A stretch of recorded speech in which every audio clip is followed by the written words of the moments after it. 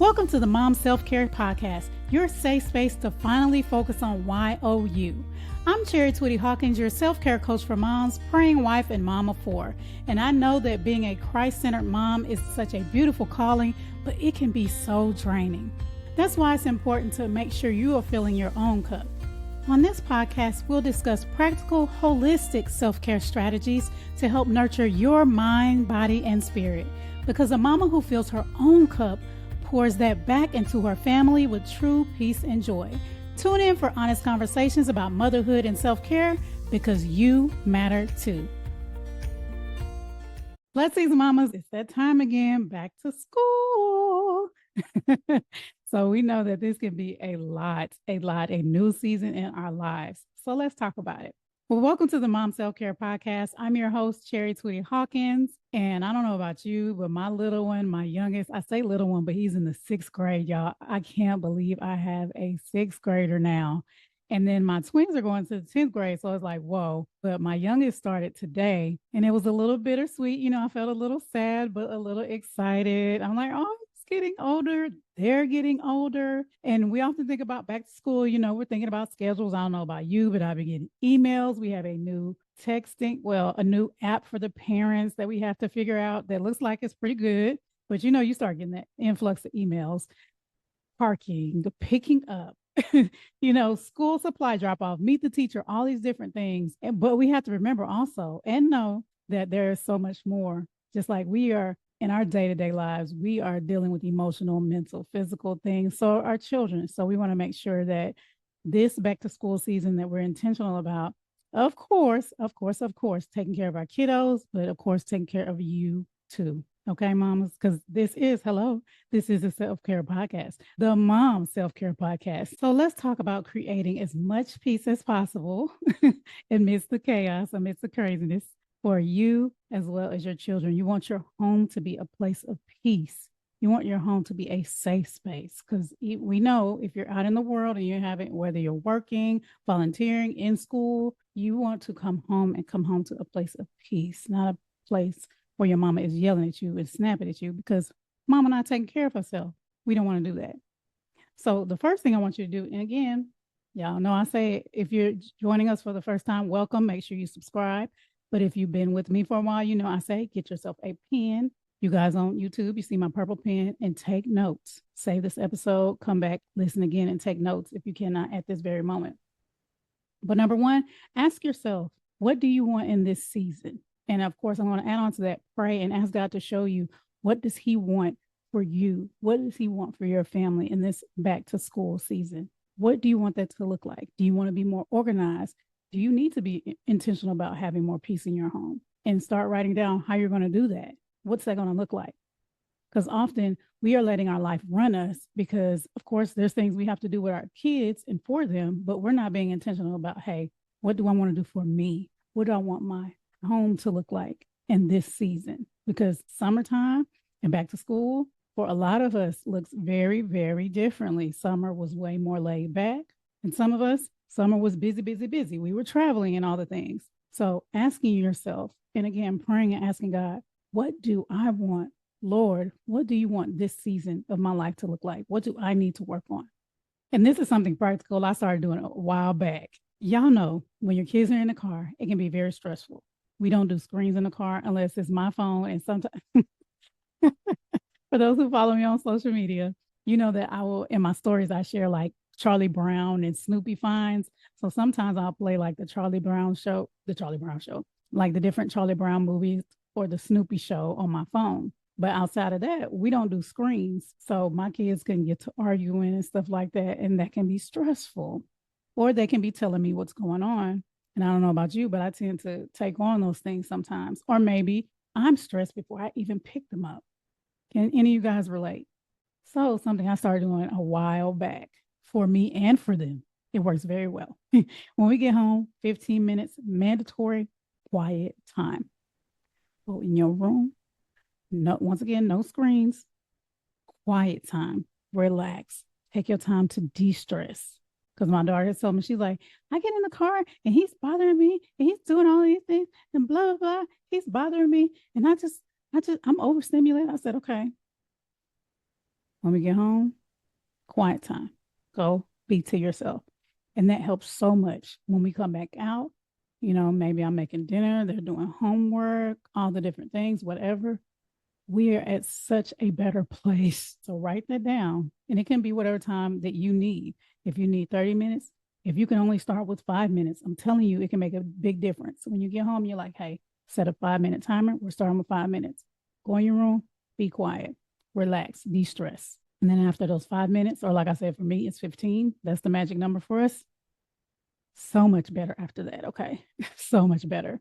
Another thing we often think about when it's back to school, and of course, well, not of course, but often, I know with me, we're looking at, I'm not going to get into it. I'm not going to get on my on my soapbox, but we know the way things are changing in today's climate.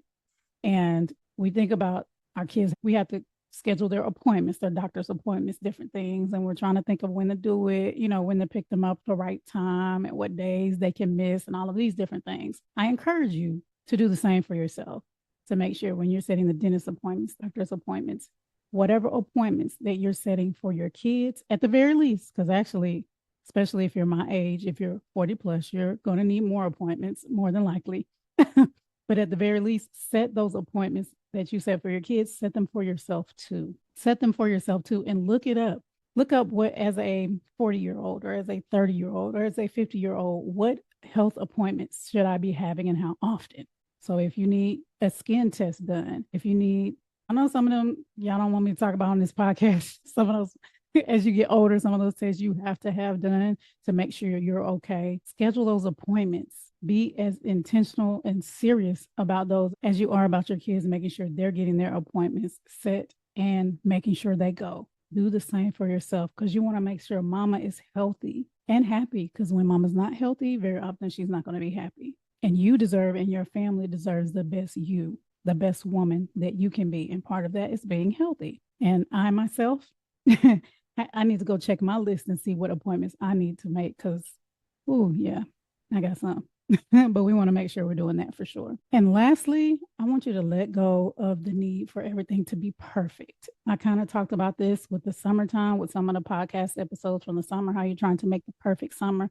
Well, you don't want to try to make everything perfect. I don't want to say period, but even just in this season, like, their lunches have to be perfect. Their clothes have to be perfect. This has to be perfect. None of it has to be perfect, because often when we're trying to reach the level of perfection, when we're chasing that perfection, that's when the peace goes out the window. So maybe their lunch, I try my best to make sure my kids are having the healthiest lunch. When we went to meet the teacher, one of my son's teachers is the one he had last year. And she was like, he eats like I need to eat. And I just started laughing. I felt kind of good about that. I was like, yeah, pat myself on the back. But sometimes, maybe you're going to throw together whatever you're going to throw together, because that's all we got. And that's okay. So don't think that everything has to be perfect. And speaking of creating that safe space, that peaceful space at home, the homework doesn't have to be perfect. All of these things don't have to be perfect. Okay. Sometimes good enough is just going to have to be enough. You guys have heard me say that before. Sometimes good enough is going to have to be enough, and that's okay. Sometimes you're going to be too tired. Sometimes they're going to be too tired, and that's okay. And even with your self-care, with taking time for yourself, if you're like, hey, I planned 30 minutes, but I only got 10, that's okay. Because sometimes, things come up. Things come up, and it's not going to look like the way you want it to look. But that doesn't mean don't try again. That doesn't mean to beat yourself up about it because it wasn't perfect. Because again, it's not supposed to be perfect. It's supposed to be purposeful. And just think about that when you start to chase that perfection. Is this purposeful? Am I leaving my peace behind me trying to chase this? Am I leaving my family's peace? Am I destroying their safe space because I want to chase this perfection? And most of the times, if the answer is yes, then you need to let it go. Try something different. Be okay with good enough. Okay? Be okay with good enough. Not all the time. But as I said, sometimes good enough is going to have to be enough. So I hope this encouraged you and just help you to think about the back to school season in a different way. Of course, there's a lot of going on, a lot of new things, as I talked about, even with us, a lot of new things, different campuses opening, all kind of stuff. But this does not have to be where you're like, oh my gosh, school is starting. You're feeling anxiety about it. God is in control. No matter what, God is in control. So let's start with, and if you guys are following me on TikTok, and if you're not, follow me at CIC Inspire Me. But I've been sharing prayers to pray this school year, as well as other self-care tips, other self-care things for you to do during this back to school season. So we want to be intentional with information like that about saying, hey, I don't want to make this. I mean, I'm excited, but then I'm feeling anxiety. We want to pull the anxiety back. We want to let go of that anxiety and give it to God and say, hey, this is a new year. We're going to keep our children covered in prayer. We're going to keep our teachers covered in prayer. We're going to keep our children and their friendships. We're going to keep ourselves covered in prayer and have more space and create more inner peace, true inner peace, to where we're more excited about the school year and less, those negative feelings. So I hope this blessed you. Again, if you have not, make sure you save this episode, come back to it, listen again, and take notes and write down what it is. I recommend it, and then come back and read it and say, oh my gosh, this works. This works. This works. And I am so glad that it works, because I was about to lose my mind. Okay. Come back and listen to this during maybe halfway point. But let's see, maybe, I don't know if it's halfway, but maybe come back and listen in October, in November, and like, oh, I got off track. I stopped doing it. I was trying to be perfect. I stopped doing my 15 minutes break time. Let me get back on it.